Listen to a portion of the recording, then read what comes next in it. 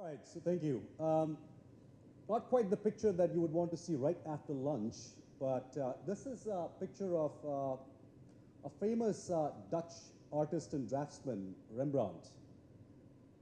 The reason why I have this picture there is to ask you a question or tell you that one of those pictures is done by artificial intelligence.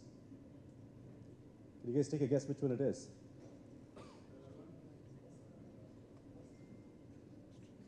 Let me make it a little bit more easier for you now. All right, before I tell you, I guess you got to hold off for the rest of the session before I reveal the answer for this. All right, so let me set the context. This is a standard, social media post that you typically are accustomed to seeing on a day-to-day basis. Of course, there are people who go there, put a bunch of likes against that, right? So talking about, algorithms and artificial intelligence and how sophisticated they've gotten, I thought I'll share a couple of things with you here, right? This graph shows you that artificial intelligence and the algorithms can guess your gender pretty much 100% of the time, just based on your likes activity on social media, right? It can guess, it can judge your age, it can guess your age almost about 75% of the time. It can even predict openness. I guess I'll leave that to your imagination what that means, but the few more statistics, right? I mean, for example, if you're a smoker, if you do drugs, perhaps, our enforcement authority could have used one of these algorithms recently instead of, those 12 hours of marathon sessions. But there are a lot of intelligible ones as well. You might be thinking, they're not close to 100%, right? I mean, most of them show 75% or 80%. But then, this is much, much significantly better than human judgment. So the algorithms have already gotten sophisticated where they're beating out human judgment. So with that being the context, so I want to sort of, come back to our panel here. We have an eminent panel representing 3 big companies.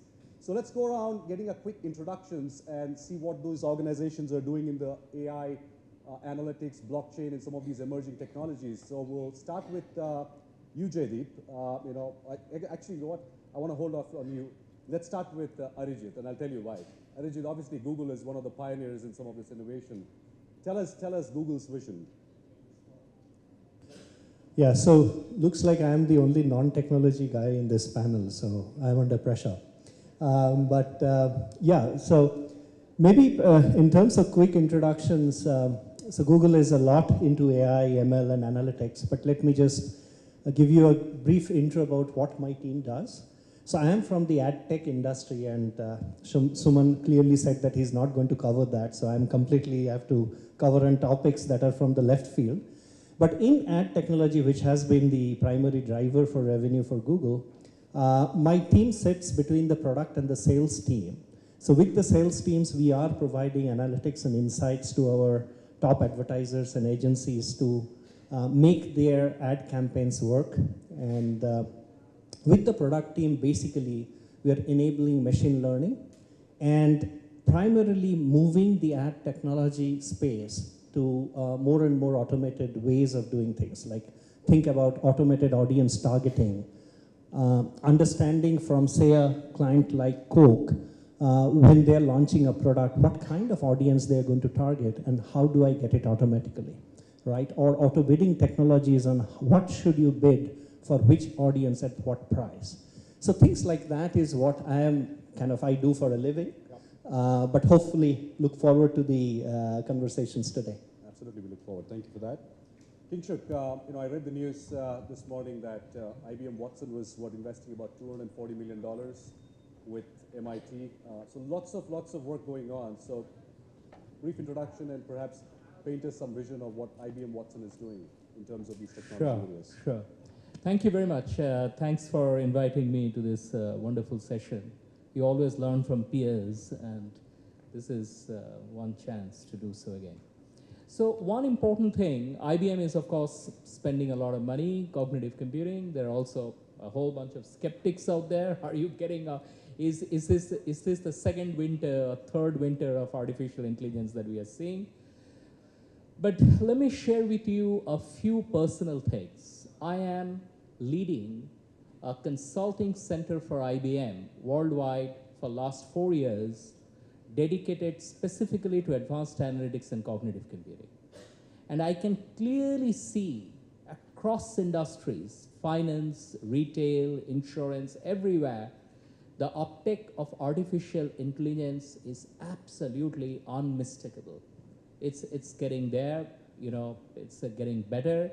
We are training the neural networks, we are doing the deep learning, we are doing much better. But let's take just three things. One is the composition, that picture problem that you told. It is that you shared. That's a very interesting problem. We are actually working on a music composition problem, you know, and we unveiled one music piece, which is composed by Watson. And probably the synthesis part, which requires human imagination, human serendipity, a touch of creativity, that probably is the most difficult part that we can ever think of. And we are, frankly speaking, away from it still. The analysis part, that is the analysis, breaking down of things which are there, we are doing a pretty good job there. And the third thing, which again is another tough task, is inferencing. How do you get to the root cause of a problem? Now, the root cause of a situation, of the things, it's not an objective thing. It's a little bit subjective. Human beings, if you have been asked to do some root cause, you will follow a different inferential path than the other. So that's where all this collaborative thinking, group thinking, a lot of interesting principles, AI techniques, that come into picture. So we are absolutely excited, and IBM is, fully engaged in all industries across the world. Thank you for that. So Jaideep, I guess the reason I said you go last is, I remember we had a conversation, you said, why Google DeepMind is busy, beating Go, and IBM Watson was playing games with Jeopardy. You said Amazon was actually using AI to make money. So with that, I thought you could introduce yourself and then maybe talk about Amazon's vision. Make it interesting after lunch, right? Suman, I have to buy you a lunch. So Amazon is the world's most customer-centric company. And we apply technology to meet the customer's goals. And to do that, we always need a closed-loop system. We always need to hear the good and the bad that our customers have to say about us. And the other thing about Amazon is that it's of a scale, unbelievable scale. We sell billions of items everywhere and expanding, and we do many, many things. We make movies, we have AWS, we have digital, Kindle. Frankly, I'm not even sure I know everything that the company does. We have so many subsidiaries and so many countries we operate on. The long and short of that is it's humanly impossible to keep track of what's going on and measure and get intelligence out of that. And that is why we use a lot of technology, machine learning, and so on. We can get to those details later. But on two quick notes, first of all, personally, it's a very fulfilling experience for me to work in Amazon and in this technology, because when I started my career way back, I remember in the days of Minsky at MIT, where I went to grad school, there were a lot of skepticism on neural nets, and in fact, it was even dismissed by none other than Minsky. And now we see that being adopted. That set aside, the other thing that I should point out, that Amazon is actually, in addition to using these technologies, we are essentially democratizing these technologies in the cloud. So today, if you go to AWS, you will see products like Lex and Poly and image recognition technologies out there, which you can use it in ways that we may not be using it today. So that's what I think I really meant, that we are trying to solve problems for the customers, making them happier, making them happy towards their customers, and that's how we see technology. Right. So it's an interesting times that we sit in, right? I mean, I guess we read news every day. We talk about, Elon Musk yesterday, I think he said AI can create World War III. On the other side, you see tremendous optimism of how AI and all these technologies can create tremendous value. So for the purpose of our discussion, maybe for the next 15, 20 minutes, maybe we can look at how it pertains, how it applies to agriculture. So just to set a context for everyone from an agriculture perspective, I have a slide which gives you some quick data points. we have 51% of our workforce in the country is in the agriculture, right? And we have the second largest agriculture output. We have 85% of our farmers own less than 2 acres, right? And some of the challenges are, we have very small and fragmented holdings. We have, decreasing land versus, growing population. We have depleting groundwater levels. We have, lack of mechanization and automation. The crops are, not, low yielding as well. So these are some of the challenges that we see in the agriculture market, in the sector. We talk about, all these evolution of drones, IOT, robots, machine learning. Help us how it can actually solve this farmers' problems. Yeah, this is a question that I personally, I don't work in this area, but I've been very intrigued and I feel there's a lot technology can do. Just to give some numbers, $1 trillion of goods are lost in the agricultural sector worldwide. Even in developed countries like European Union, their crop losses are as much as 10%. And add to that, countries like India, we have problems of water. We don't have enough water to irrigate. Serious problem in the arid regions of Andhra, Telangana, Rajasthan, and many other, and probably the whole of India, most of India. Now, today we have technology well under, it's not theoretical discussion, but actually people are doing this sort of stuff as we speak, where you can buy a drone, you can fit a bunch of camera, for example, and that camera, the plane would fly around and take pictures. Those pictures would be going to the cloud, and then an image recognition algorithm can say that these sort of diseases have gotten into your crops. And you can do this early. Now, the farmer, for example, in India is not an expert of everything, and sometimes the diseases creep in because of lack of sufficient water. So these kinds of things are doable as we speak. It's not very expensive. Microcontrollers cost less than $10 that you can fit in. Even a Raspberry Pi, I think, is costing $35 now. So it's just about getting it done. And the other thing that you can do very, very easily is that you can, in a drip irrigation, I think the Israelis do it very well, you can put in sensors which measure the humidity of the soil and the temperature and stuff like that. I'm sure you've heard of Arduino. They sell these things for less than $10. And these are high school projects. You can sort of string them together and put on a plane, fly them around, and create a business out of that. And it's hugely impactful, if you ask me. There are Israelis, of course, are doing it, but there are other countries which are also doing this. Yeah. So Kingshuk, I guess, there are sort of also new market models emerging, like for example, farming as a service, right? There are now companies or startups that are sort of attacking this problem because of the fragmentation we have, where each farmer might not be able to sort of have all this technology, but there are, companies in agri-tech sort of, looking at the whole farming as a service model. Any insights that you want to sort of offer? Absolutely. I mean, this is a great thing. Like, as a service model is the, the latest craze. Like, water purification as a service. This is something IBM is working on, for example, in Indonesia, where Unilever Corporation, would be selling purification, the units of water that are being, purified as a service, as opposed to the water purifier itself. Then connected tires as a service. Instead of making money on the tires, you can actually make money on the tire servicing.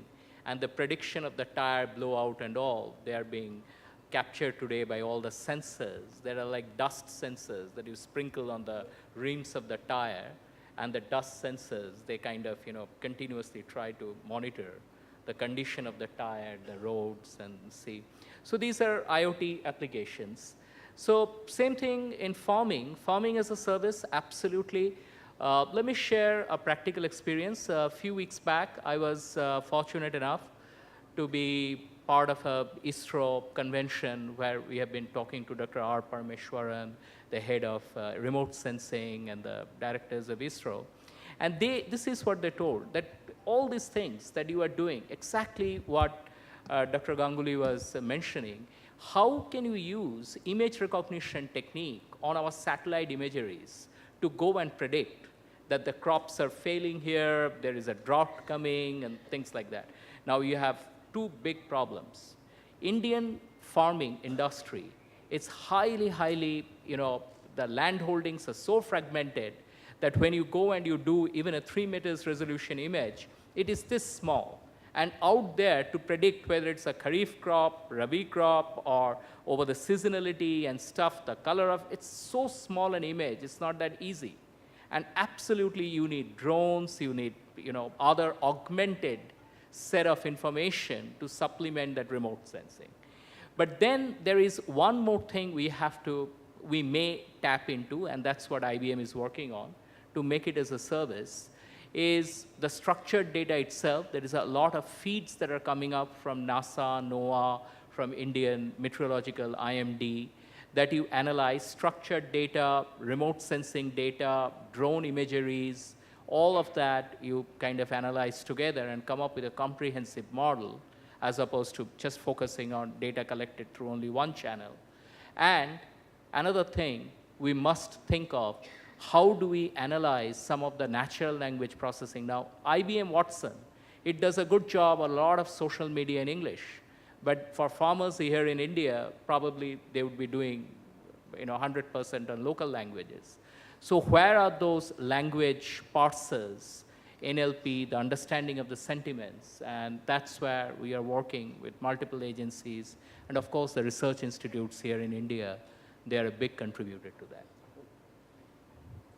Arijit, you want to have any insights in terms of analytics and how it could potentially be applicable from the agriculture perspective? Sure, I think, so first of all, going by the topic, I think next trillion, this is actually a $370 billion opportunity, agriculture. So I'll keep counting as we go through the sectors, right? In terms of analytics, I think in addition to all the points that, all of you have made, I think I look at the problem in two ways. One is outside the firm and one is inside the firm. Outside the firm, I think there is still a lot of activity happening in terms of input measures. How do you predict better input, the pre-harvest and the post-harvest supply chain? I think there are a lot of startups that are starting to think about it and solve for those issues. I think the challenge lies with some of the problems that you've highlighted in the slide is inside the firm, collection of data is the biggest issue. First of all, the land holdings are so numerous firms. How do you get the soil health? How do you get the health of the crop? And how do you monitor the seed quality? And unfortunately, I don't see this that innovations in developed markets like US can highly be translated or adapted out here in India. So it requires a bit of ground-up innovation on here. I'll give you some examples. Like, for example, there is a farmer business network. It's a Google invested company, and they have been able to do simple things like yield benchmarking across some 460 odd seed varieties across some 7 million hectares of farming in the US. Now that creates a huge amount of intelligence for the farmers in terms of what seed to buy, what should the yield expectation be, and as a result, what production to expect and when.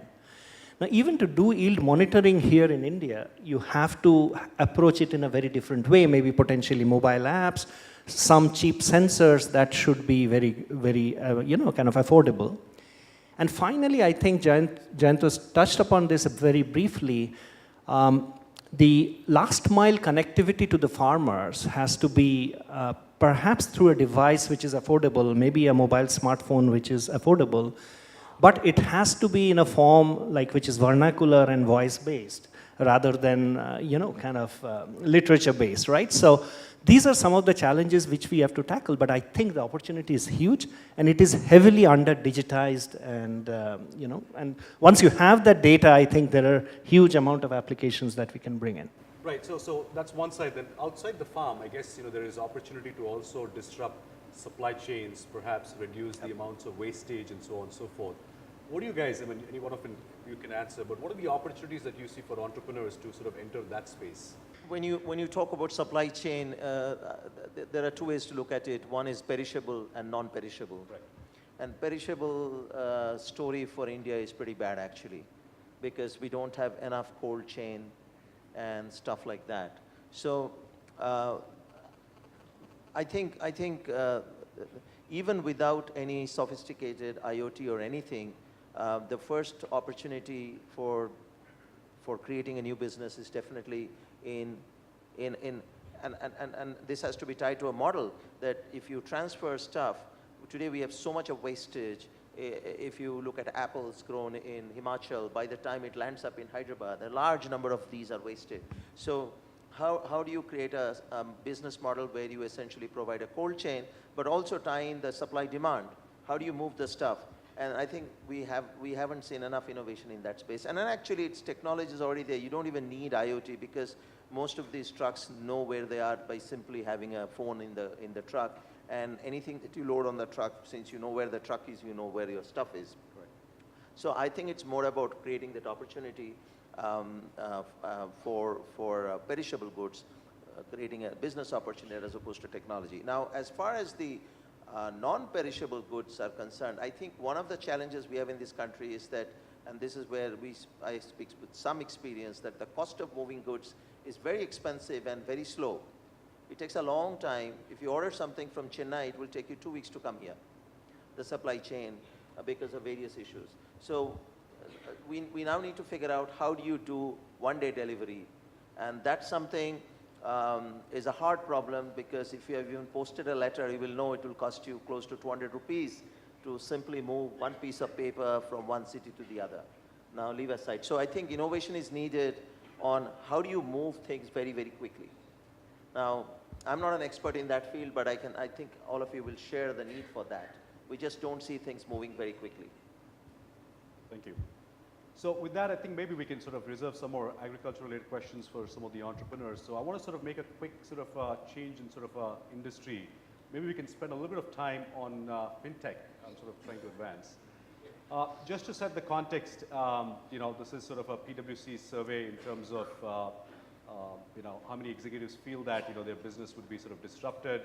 I believe there are about 7,000 fintech startups across the world, across 54 countries.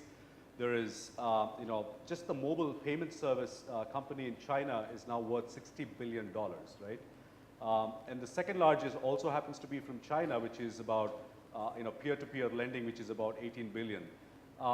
And I don't know how many of you are following the whole Bitcoin blockchain industry.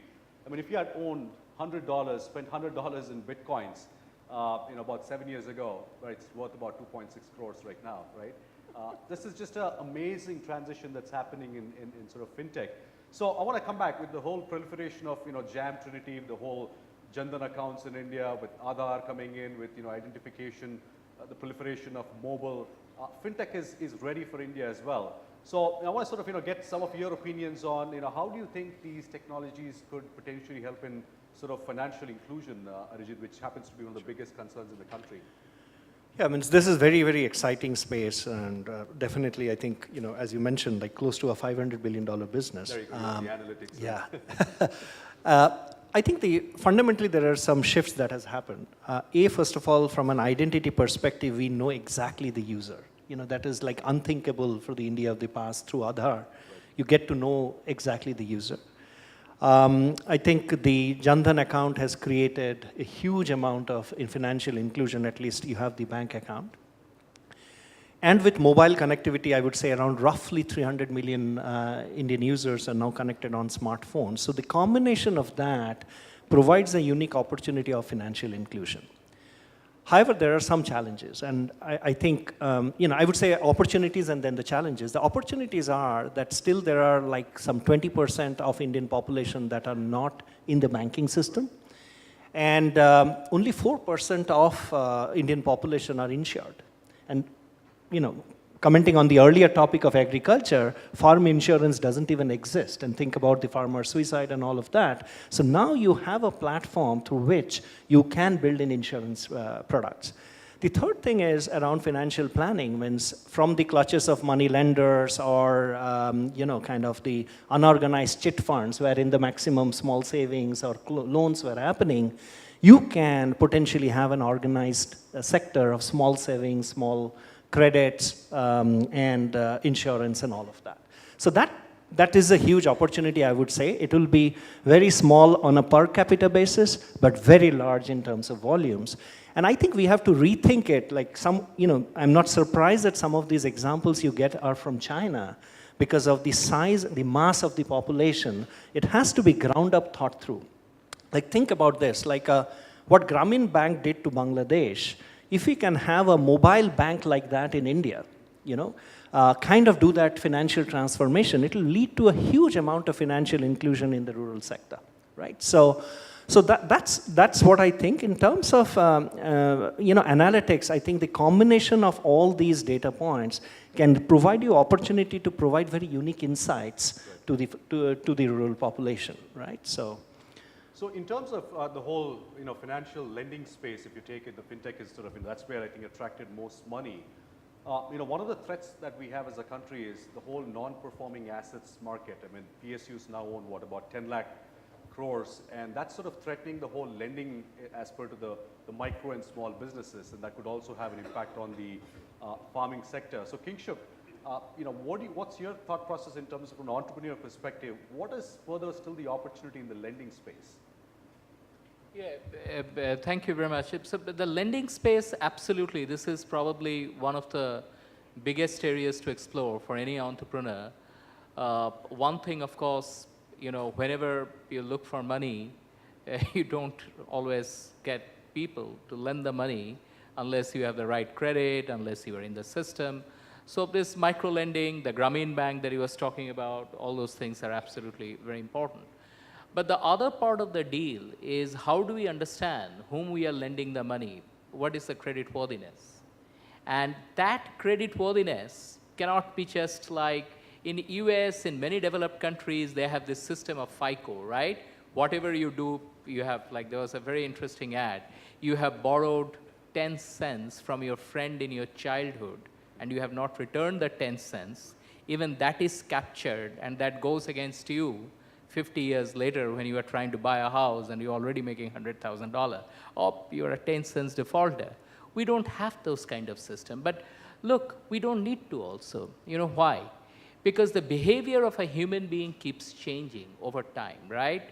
The same Kingshuk was a very different Kingshuk 20, 30 years back. And I'm changing, I'm getting a little bit more responsible, I'm become more irresponsible when certain events happen in my life. So how do we go and get an understanding of that human being as a person, who you are, based on the activities around you? And this is what we have got to tap, the digital sphere around each human being before we call him credit unworthy. By default, we would love to give a good rating.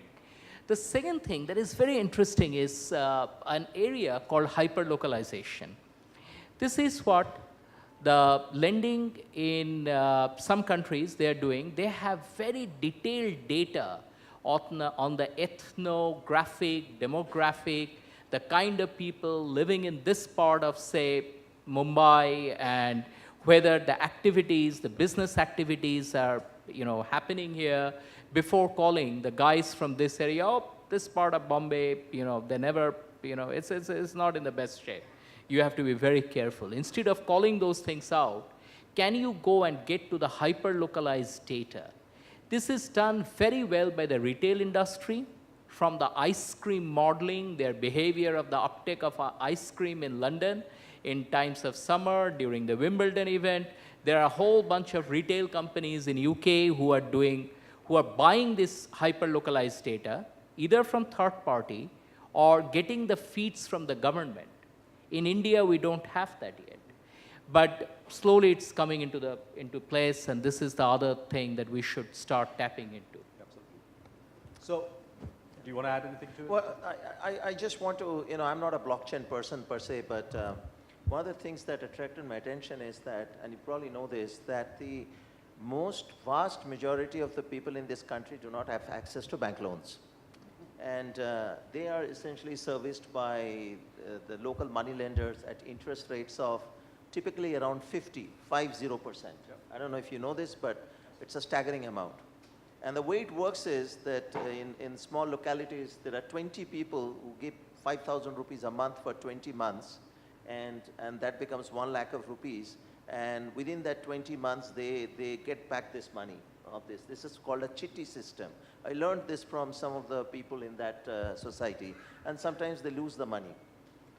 It's pretty pathetic, and these are essentially people who have to take money, loans and stuff like that at that rate.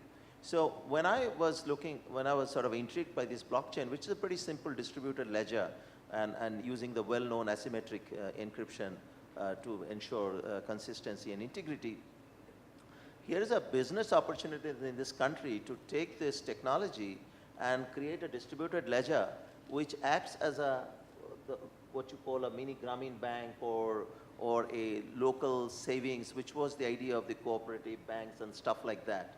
I don't know what the RBI regulations say, how much can you do this, but to me, what you were saying, Kingshuk, that your history, you don't need to really know 25 years of history, but certainly last 5 years, how accurate were you in your payment history, that would be good enough to sort of decide whether this person is trustworthy or not.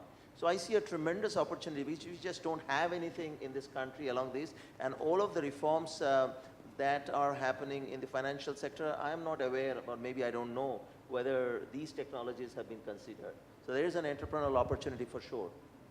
For sure. I mean, some of the NBFCs are certainly dabbling in that space, because all the paperless thing as we're pushing the EKYC and so on and so forth, there's a big push of even asking the things like, your electricity bill and those kind of things to be sort of, sent into a credit bureau, so we can start becoming, better lending for some of these things.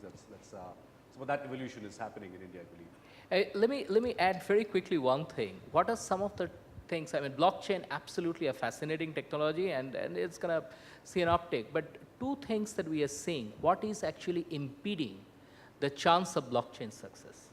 One problem is that you need to have an ecosystem of partners. They all agree to this system of lending. And to get that consensus, it's not that easy.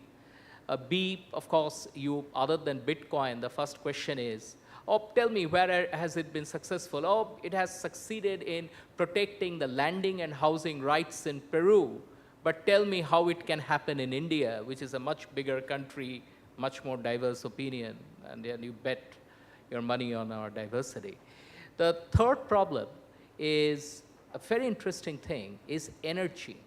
Today, when you go and you add your digital signature, you add a few bytes, few bits and bytes, nothing. But as this thing keeps on growing, you are keeping and redistributing and giving this copy of ledger to everybody to maintain. Now this ultimately one day may explode into an digital explosion problem, which means now you have got to invest extra money into the energy for those servers which are going to manage that. So here is an entrepreneurial idea. If somebody can come up with a P2P system of managing the ledgers, putting up on your personal computer and peddling it out whenever needed, that's great money. You don't have to put it always on the Google servers. I know he keeps talking about the $ billion tracking of the money. Yeah. Do you want to add anything? No, I think, to your point, you made an interesting point on NPAs. And I just want to be very clear that, our big problem with NPAs in the country is not with the farmers, but with people who are just on the other side of the scale, which is the Vijay Mallyas of the world. So I just want to be very clear that, we have to enable an ecosystem that brings this, for the first time with Aadhaar and Jan Dhan, you have an opportunity to reach out. Even before that, you didn't have an opportunity to reach out. And once you reach out and start collecting data with all the analytics that we all talked about, I think you will build that credit score, and there will always be some bad apples, but the risk factor is very, very small. Right. Great. So I want to go back to you. I think you said you claim that you're not a blockchain expert, but you spent a lot of time talking about blockchain. But that's as it pertains to payments, as it pertains to smart contracts. See that blockchain is supposed to fundamentally alter how things are done. What are your thoughts, and what are the opportunities that you think people should pursue? So just like the internet happened, the blockchain is going to happen, and it's just a question of time. So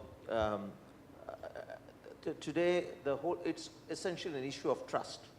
We go to banks because no two persons trust each other, and they need a bank as an intermediary. And if there's a technical solution to replace that trust, which is what blockchain is, many of these intermediaries will disappear. That's for sure. That's going to happen. Now, is it going to happen tomorrow? The answer is no. It's going to take time because it's linked with human behavior. It's not just a technical issue. But, and there are many, many technical solutions. There are opportunities, entrepreneurial opportunities related to this. It's already happening in the diamond industry, by the way. Diamond industry, if you go look at, these are very, very high value items and runs into hundreds of thousands of dollars. They essentially encrypt the information of the diamonds in a blockchain as they move hands. And it's a very close, trusted cycle anyway. So the question was asked that how do you create that partners? That problem, some of them have been able to solve. But over time, there was a time we didn't use credit cards in this country. Now, and not too long ago, maybe 10, 15 years ago, now everybody is using this. So my take is that in 10, 15 years of time, you're going to see islands of blockchain appear. And you will do that because the cost of moving money through the intermediary trusted would be 2%, 3%, very high amount of money. So that will act as a leverage. If you are able to provide a technical intermediate solution which says, I'll do the same thing, like Zoom, for example, people are transferring money through Zoom because a normal banker will give you a dollar rate of 70 rupees, whereas those guys will give probably close to market rate. And that's what's going to happen. So my take is that if people in the audience take the initiative of coming up with an entrepreneurial solution, I think the arbitrage of price differential is already there to make it happen. Any other thoughts that you guys want to add in terms of, one of the things is, government of Andhra Pradesh and Telangana, in fact, have sort of piloting the opportunity of converting all the land records and putting it up on the blockchain. That's a great use case. Any other use cases that you think that could be of value that many of our Bitcoin potential investors could think about? Yeah, wherever there is a high value item, the diamonds thing, because we know, we also worked on the diamonds project, like the blood diamonds from Africa, they are shunned. So De Beers and all the top diamond exporters, they have bought into it. So wherever there is a high value, high ticket item, probably that would be there. Land, of course, it's a high value. You don't invest in land every day. So wherever there is an immediate high value, lack of trust and all, any such industry would be the prime, target. Yep. And energy trading also. All right, so I got a couple of other questions before we move on to the audience. So maybe I think we can change subjects here. Maybe just take health, Edtech, for example, in the education sector. Arijit, I guess, one of the statistics I read was that, apparently we have about 40 lakh people, subscribers who are using Edtech, technology for education. Out of that, only about 1.6 lakhs are actually paying for it, right? So how can some of these technologies that we are talking about today can potentially help sort of, convert many of them to paying customers? Any thoughts on that? No, it's a great question, and unfortunately, EdTech is not just a generic EdTech, but there are segments to it. And I would say that primarily the, broadly, if you look at it, the K1 to K12, then you have your online certification, then test preparation, and ongoing skilling. K1 to K12 is predominantly free and video-based and stuff like that. And today, I think the challenge in monetization happens because people don't see the additional value in terms of why they should pay. And I think there is an opportunity there because today I think, especially if you think about machine learning, the concept of, historically our classroom education has been in the concept of around 1:40. So one teacher teaching to 40 students. And the education, the pedagogic style has been based on the teacher's comfort, not on the student's need, right? And if you're trying to replicate that in the online model and saying, hey, 1:40, can you make it 1:100 or 1:1000? You're just replicating the same mistake over again at scale, right? I think what is required is a one-to-one at scale. And what I mean by that is you understand the individual's learning requirement, understand that each individual is different and will learn differently. And then machine learning helps you with a personal learning path. And then over a period of time, as the machine learns and it adapts to each individual, then you create that scale. I think once you have that and then tie back to the results, like because of paying X, I improve my performance in my class, or I get the certification much easily or with one attempt, then I think people will be willing to pay. Today, I don't think the lack of willingness to pay, but I think that lack of customization enabled by machine learning that is lacking. Great. Any other thoughts? Sure. This is something very close to my heart, Edtech. We work with Office Depot, which is one of the biggest office suppliers, school suppliers, like erasers and pencils and all that thing. You go to Office Depot, you buy all the stuff. And there they are launching a program to help the disadvantaged kids in certain southern states in US. How can we come up with personalized learning plans for them? So there are two things about EdTech which are very, very exciting. One thing is personalized learning that Arijit was referring to, that how can you go and create a neural network learning-based system that automatically learns from the interactions, from the behavior of this particular kid, and accordingly guides him or her according to the right path, personalized only for that person. So it has to be a deep learning neural network kind of a system, and that system, those systems are. The second thing is information retrieval. People learn very well when they need to know something very badly. How many times we ourselves, just before the exam next day, we have been sifting through tons of information on history, geography, blah, blah, blah. And it is just when you need it, if the system can give you just that information which you need, very relevant, succinct, you know, that small nugget, it would be very helpful. And probably that is one area where information retrieval, your search technologies of Google, IBM's Watson, natural language processing, a whole bunch of things are happening in that area. And with that, yeah, Jaideep? Well, I agree. I actually don't have anything specific to add in relates to education, but I think one quick thing I would like to sort of let you folks ponder and think. I think our Prime Minister has done just a fantastic thing in terms of forcing us to think in terms of digital India. But one thing we may not be focusing enough are these two questions about metrics and closed loop. Because all of these technologies, machine learning, AI, deep learning, etc., work only when you have data. And if you don't have data, then obviously these technologies are of no use. So as a society, I don't think we are focused on metrics. Amazon is intensely focused on metrics, so to the tune of being obsessive, I would say.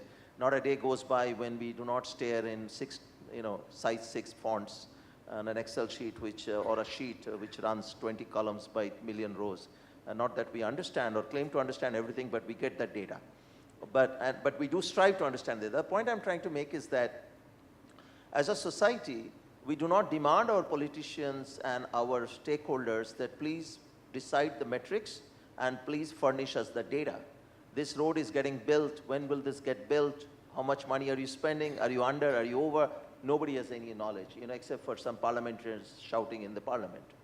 So if you get those metrics decided, and if you get the data, the technology for machine learning is at least 100 years old. Our own Mr. Dr. C.R. Rao, after whom the road is named,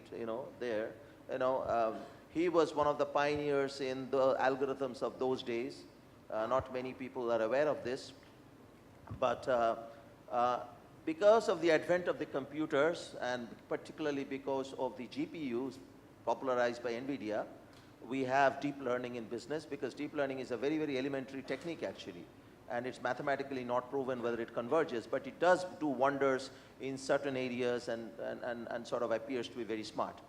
But I would simply stop here by simply saying that maybe all of us need to sort of ask ourselves that everything that we do in society, from growing crops to making roads to irrigation, do we have metrics decided? And if we have metrics decided, where's the data? Because without that, we can talk about all the sophisticated stuff forever, but it's going to be of very little use. That's fascinating thoughts. So I guess in the interest of, before I go to the audience, maybe one last question I thought maybe we should just deliberate a little bit is on the health tech. I'm not sure how big is the market for health tech, Arijit, I guess you have all the numbers, but There's lots of stuff that we are reading in terms of the diagnosis side or in terms of the treatment side. What are some of the opportunities that you guys are seeing that could be of value when it pertains to India? I think the fundamental shift in health tech that is happening is, and should have happened earlier with all the pharma companies, is how do you move from an episodic treatment to an always-on situation, right? And I think that's wherein the huge opportunity of machine learning and A, detection, B, data analytics, and then applying machine learning is there. I'll give you a case of, we have the company called Verily, which is part of Alphabet. We came up with these, many of you would know about the contact lenses that measure glucose level. The idea here is that each one's blood sugar level varies. If you have sugar, it follows its own cycle. And when we are treating based on fasting sugar and very episodic treatment, and then the doctor would be doing a whole bunch of combination of drugs or timing of drugs to address your issue. But with the continuous monitoring, which is there with your contact lens and providing the data, I think the doctors can far more, kind of not only get to see your pattern, but also get to intervene as and when required and not over or under treat you, right? So I think that's the fundamental shift, I would say, that's happening on, health tech, but happy to hear others as well. So let me share, this is a very sensitive topic in my home because my wife is a medical doctor and I am working with IBM Watson to help diagnostic software, and she thinks I'm doing absolutely, I'm investing my time in crap. She thinks, the doctors like them are absolutely indispensable, and which of course I also agree. And there is no software in the world which can help the doctors, and especially helping her with her diagnosis, forget it. You are just masquerading your... So anyway, so that's the big problem. But this is exactly where, we are investing a lot of time. Diagnostic software, how we can help not only doctors, lawyers, wealth managers, very specialists in society. How can we go and help them bring that relevant information just on their horizon when they need it? And this is where probably people do a lot of Google search today. And in the enterprise world, this is what IBM Watson wants to do out of the curated knowledge base, bring the relevant information right in the radar just when the decision is going to be taken. So diagnostic software, diagnosis, this is one area. And the other area, which is extremely, extremely interesting, which is what a company called Merge, M-E-R-G-E, Merge Healthcare from Canada. IBM acquired that company for millions and millions of dollars. What they do is not only manage the radiology, the scans, the brain scans, the liver scans and all, they are actually trying to pick the anomalies in the scans just like a radiologist would do. Now, obviously, they're again not replacing the radiologists, they're actually assisting them. But if they can go and bring out certain anomalies in the scans or the tissues, and especially for oncology, we are applying it big time to help the oncologists detect cancers and all. And another very interesting thing that Jaideep said, the importance of structured data, the metrics, analytics. There's a massive amount of data, not only in the past case studies, which are written in plain English or whatever language, you can understand that, but also there is a whole bunch of information from the drug companies which are in structured format. So out of all these things, if you come up with a comprehensive model and try to give a good recommendation to all the specialists in society, that's a huge business. Wonderful. Those are great thoughts. With that, maybe let's just go to the audience if anybody has questions in the audience. Hi, sir. My name is Kiran. This is regarding the question on this blockchain, sir, actually. Hold the mic closer to you. Cryptocurrencies, actually. Okay. There is a lot of volatility in the market regarding the cryptocurrencies, sir. So my question is, when is the right time to invest in the Bitcoins? Because recently, starting from the January of this year only, it has gone like anything, like 10 times fold, I guess, I think, Bitcoin. So when is the right time to invest? Or it is safe to invest in? Well, the answer I heard right in front was 7 years ago, but Yeah, I got it, sir. I got it. I'll leave it to the rest of you if you have any thoughts on that. Speculative markets. Well, you're looking at me, but if I knew the answer, I wouldn't be sitting here right now. So, My name is Rajesh. I'm the co-founder of FanKick, a fan engagement platform. Can you please hold the mic closer? My name is Rajesh. I'm the co-founder of FanKick, fan engagement platform. I have a question. Maybe I lost the question with some story, by telling a story. Every week, I'll go with my daughter to lunch. St. Louis, in a small bread co. St. Louis bread co, and every week I'll go. Could you please One hold week, it closer? recently, when I'm going with my daughter to lunch, that lunch restaurant started, a self-service lunch order system. Instead of going to the point of sale, it's a tablet, Android tablets-based self-service lunch order system. I was going to every week, I will go to the point of sale, and then I will give the order to the person, the salesperson. But my daughter was reluctant. She was very interested to order her lunch over that system.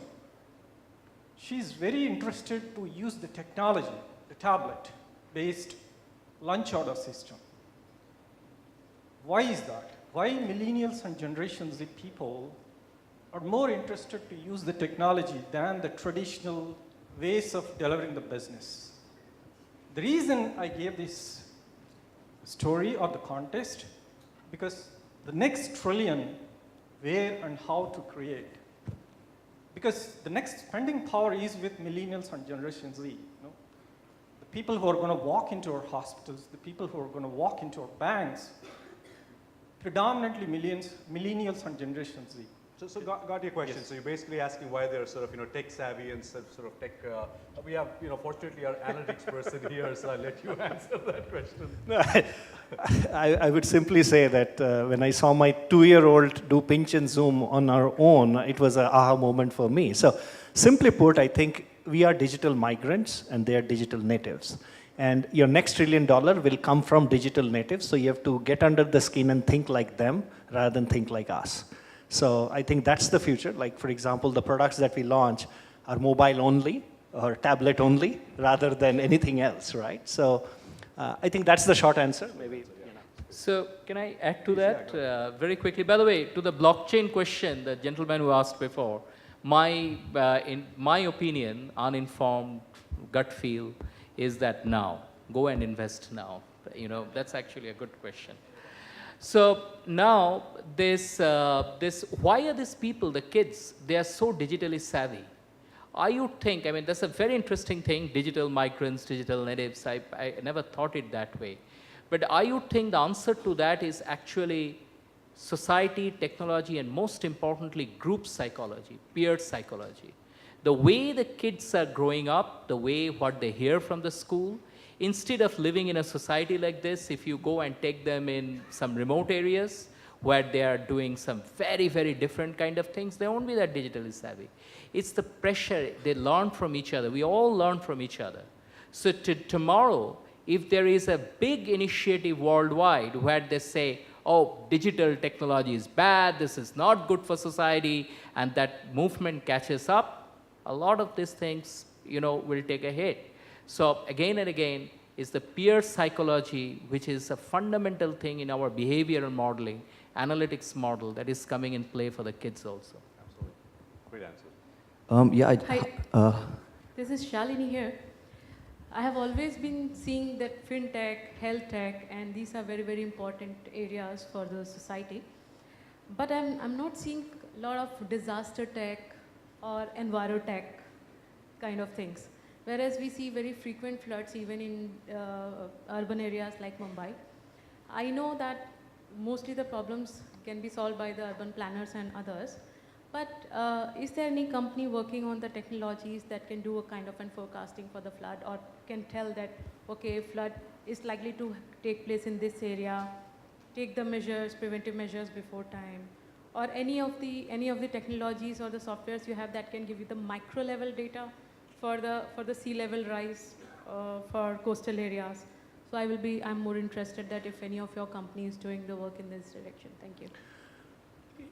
I can give a couple of examples, and this is a great area for analytics. So not as much of floods, but I would say a spread of diseases is one area wherein we have been able to help a lot. Starting from simple things on incidence of flu, which is the next area that a flu will attack. You can actually be predictive. You can run predictive algorithms around it by just looking at the data and the history. If one recent example, many of you would remember Ebola. And Ebola had the potential of becoming, very, very bad.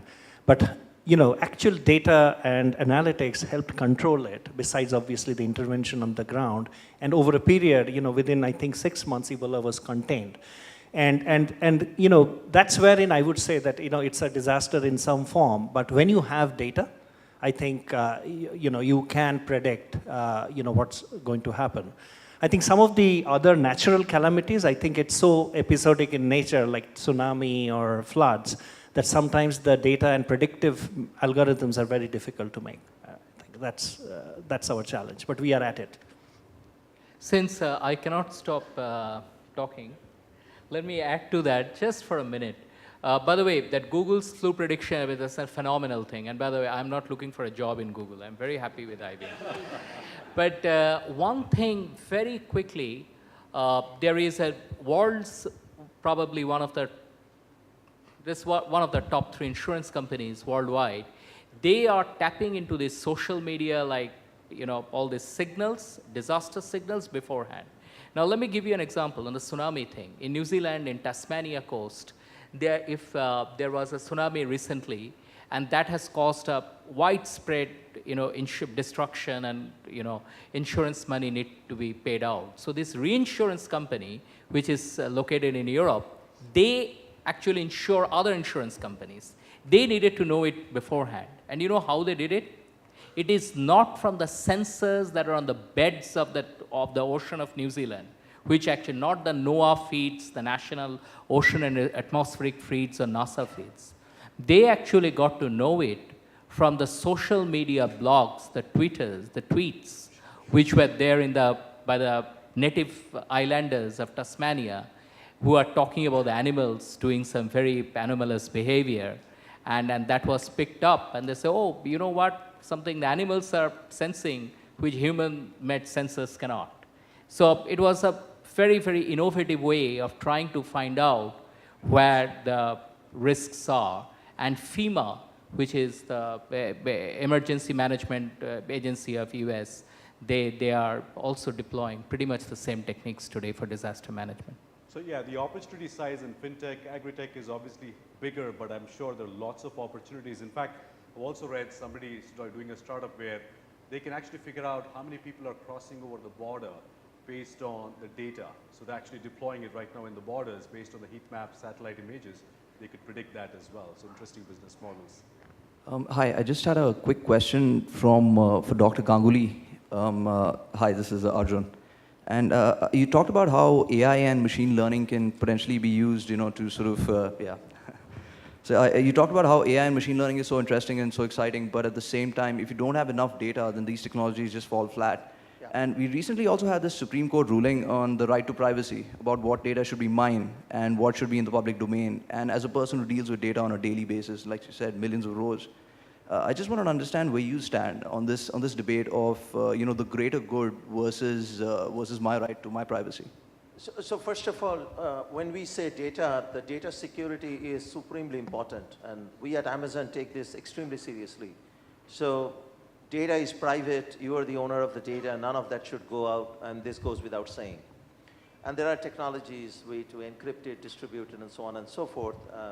We don't have the time to get into that. But that said, it is always possible to pool together collections of data and make and figure out a pattern out of that. And I think that's the intent of machine learning, analytics, and all of that. We're not particularly interested in any particular individual, what he or she did or spend money on where. But we as a society would be very interested in knowing how much money are we spending in beer that I see every 100 meters, I think you'll find a wine shop here. So, but that doesn't mean that I want to know what you drank last night. So therefore, this debate about data is kind of making this unnecessarily complicated. We, of course, data security is supreme. None of this data should leak out, and there are technologies in place. Now, it's like driving a car. You know, car is a safe instrument, but if you don't know how to drive a car, you can run over people. So we don't want the debate that should we have cars or not. I think the debate should be, are people trained enough to drive a car? That's the debate. And the other thing is, I think it's not about individual privacy, it's about the patterns that come out of the data that I think we should all look for. So in summary today, the security systems are well in place. These get breached, yes, from time to time, just like earthquakes happen and things break down because of flaws in our own systems. It's our fault, not the science. And secondly, the patterns of detecting the machine learning technologies are very mature in terms of detecting patterns. Even deep learning techniques are very, very much mature. You know, if you go to AWS, you will get machines which are capable of running machines with high performance machines essentially, which has got GPUs, which is what you need to do deep learning. So all of that stuff is in place. So I think the debate should be all about what kind of patterns, what kind of metrics are we interested in, where's the data, and what's the pattern. We have been completely hijacked from that, and of course you could ask how secure are systems. Yes, that's a valid question. I think the entire debate our politicians have hijacked into this unnecessary debate whether Aadhaar data should be shared or not. That to me is pretty lame question. That's my personal view, by the way. Yeah, just to add to that, I think also it leaves the choice to the individual, I think, and that choice would be driven by if you see value out of what, by sharing your data, what you get out of it, I think that will drive the behavior rather than governments solely deciding this is right or this is wrong. And I think that debate will come sometime maybe in another 2 to 3 years, especially in health tech, wherein a lot of individual data would be there. And the value that you get by sharing your own personal, very, very personal data is the prediction of diseases or prediction of preventive measures that you. So if you see in value in that, then people will see that yes, it makes sense. So that I think is kind of the moot point. Let the individual decide. Sir, my name is Desai, and the question is to both of you. You discussed about NPA problem.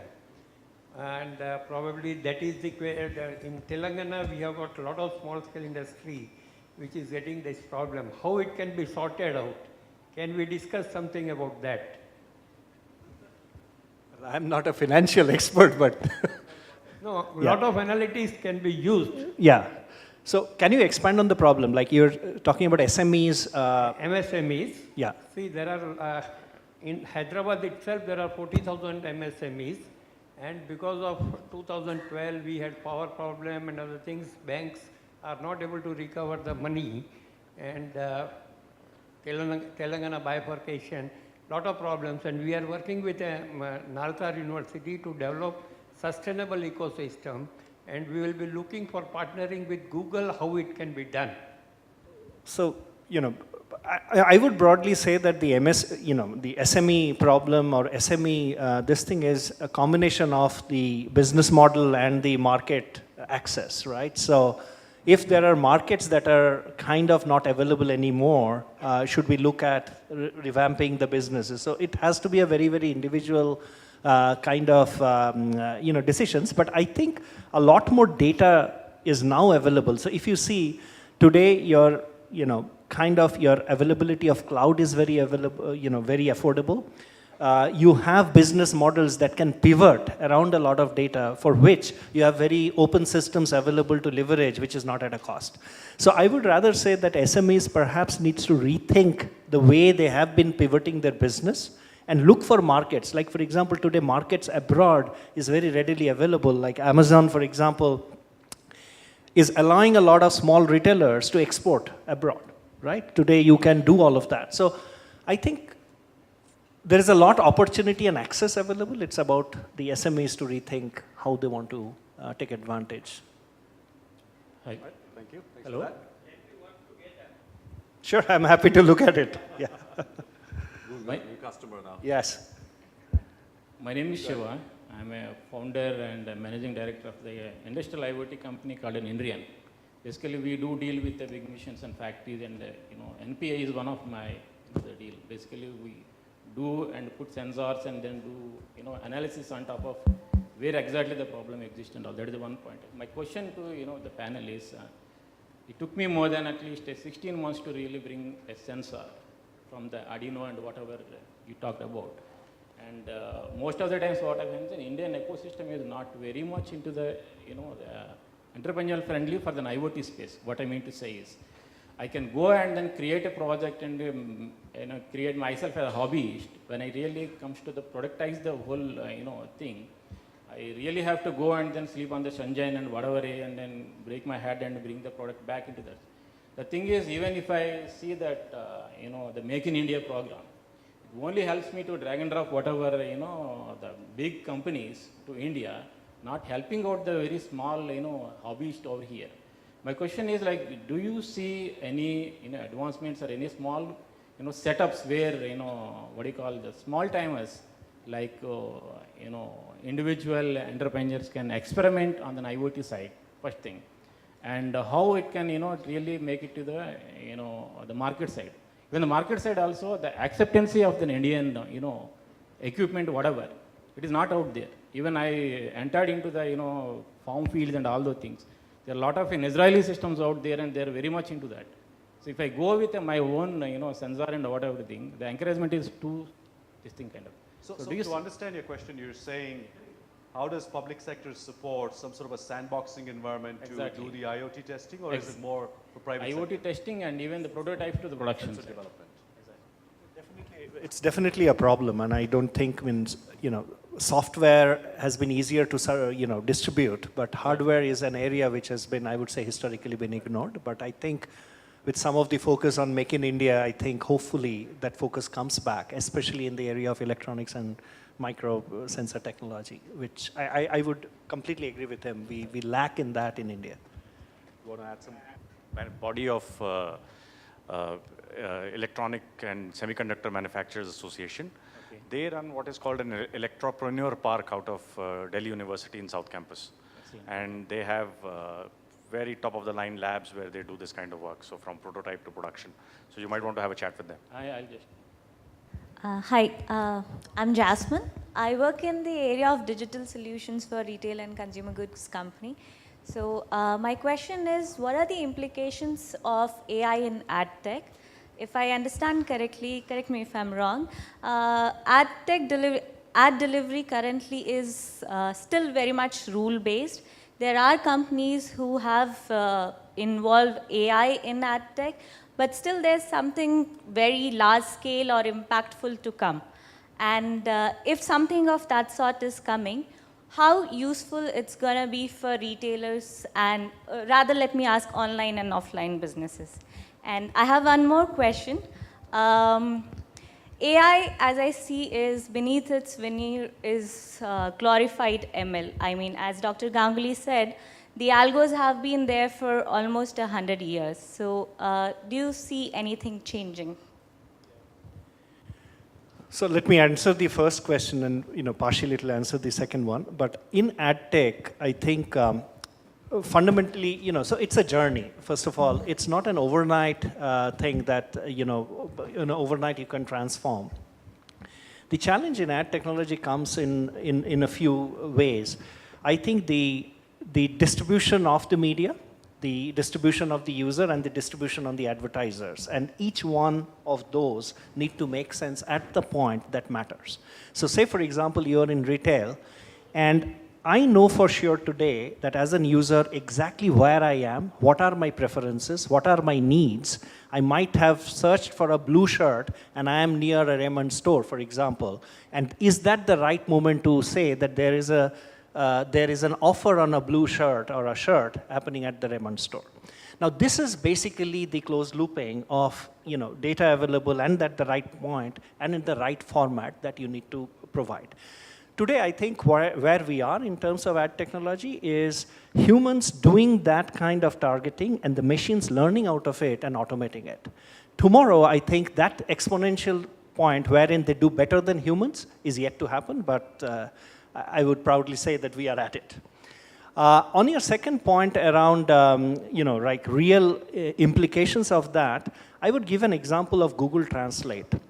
I have been with Google for 11 years, and from day one, I have been trying to, we have been seeing experiments on how do we crack the vernacular problem in India, right? We have all, today if you see web content, it's all mostly in English, and you don't have enough web content in vernacular languages, and as a result, the machine can't learn from it, and, kind of make, kind of feasible sentences out of a translation. But after a certain point, when we kept training the machine and had a group of users and do that, today, it learned on its own, and then it, kind of, I would say, it moved from machine learning to overall AI base, wherein it is self-learning and completing sentences, including right grammar. So today, if you see Google Translate and translate from one vernacular language to another, you will see a much better result than what you saw a year back, right?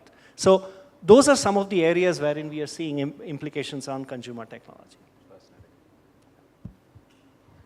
One thing about that machine learning being, that AI being glorified ML, just one thing, machine learning itself is glory. So if it is glorified ML, it is glory plus plus, like your C++. I'm very happy with it. So there's nothing wrong there.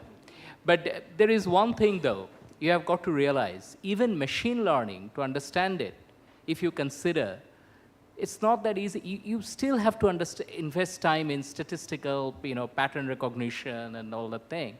And then, on top of it, you have got to understand how computational platforms are leveraged to make it much faster, done it automatically.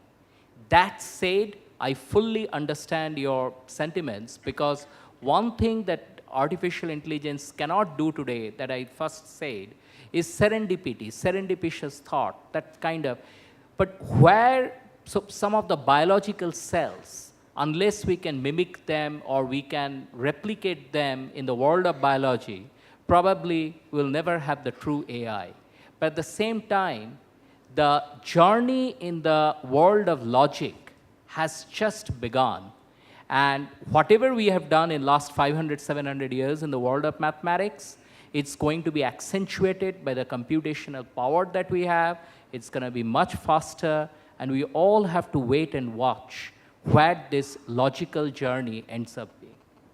Thank you for that. I guess with that, there's a prompter here which says time is up. I'm sure there are more questions. So on behalf of TiE and everybody, let's thank our speakers today. I think they've done a wonderful job of doing our work.